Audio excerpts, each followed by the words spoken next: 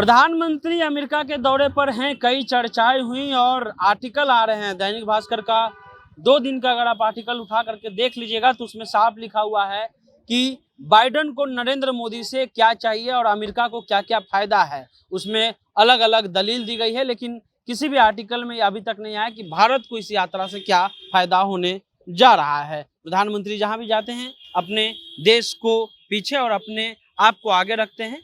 पिछले दिनों ऑस्ट्रेलिया का मुद्दा था और उसके बाद आपने देखा कि कैसे सोशल मीडिया पर एक मुद्दा चलने लगा कि भाई देखिए, ऑस्ट्रेलिया के कई यूनिवर्सिटी जो हैं वो भारत के बच्चों को, भारत के जो राज्य हैं उनके बच्चों को बैन कर रखी है। हालांकि अभी मामला अमेरिका का है। अमेरिका में प्रधानमंत्री जी जो हैं वो मीडिया को एक तरह से संबोधित कर रहे थे, यानी कि एक तरह से सवाल जवाब हो रहा था। यहाँ तो सवाल जवाब मीडिया करती नहीं है, करती ज़्यादा विपक्ष से है, क्योंकि प्रधानमंत्री जी से सवाल पूछेंगी तो उनकी नौकरी भी जा सकती है। लेकिन एक पत्रकार हैं,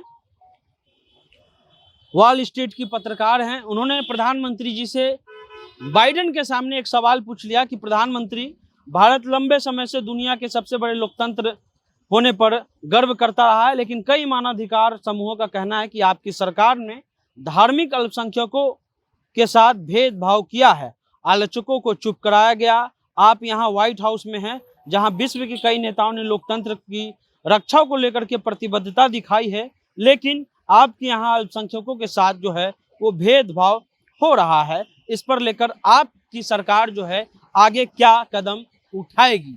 ये वही सवाल है जो भारतीय मीडिया जो है पूछने से बचती है।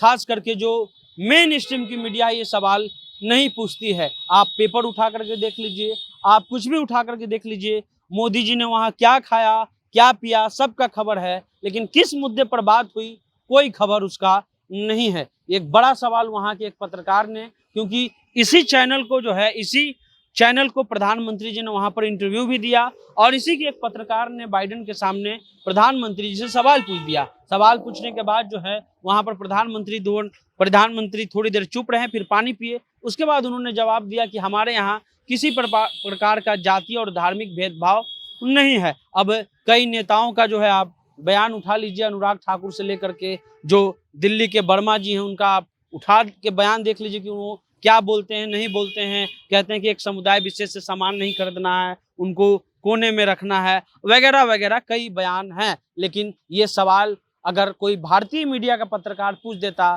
तो वहीं पे उनकी नौकरी चली जाती। दूसरा सवाल ये है कि प्रधानमंत्री तो वहाँ गए हैं, लेकिन उसके अलावा अमेरिका के सड़कों पर एक दूसरी तरह का भी प्रोटेस्ट हो रहा है मणिपुर को लेकर के। आपको पता है कि मणिपुर लगभग 2 महीने से जल रहा है। प्रधानमंत्री जी एक शब्द उस पर नहीं बोले हैं। उसके अलावा जो भारतीय मीडिया के कुछ पत्रकारों को यहाँ दबाया जाता है, उस पर भी वहाँ के जो सांसद हैं बाइडेन के पार्टी से, उन्होंने भी एक तरह से जो है उस पर प्रतिक्रिया दी है कि आपके यहाँ पत्रकार या मीडिया जो है कितना स्वतंत्र है। इस पर एक बड़ी बहस वहाँ पर हुई है।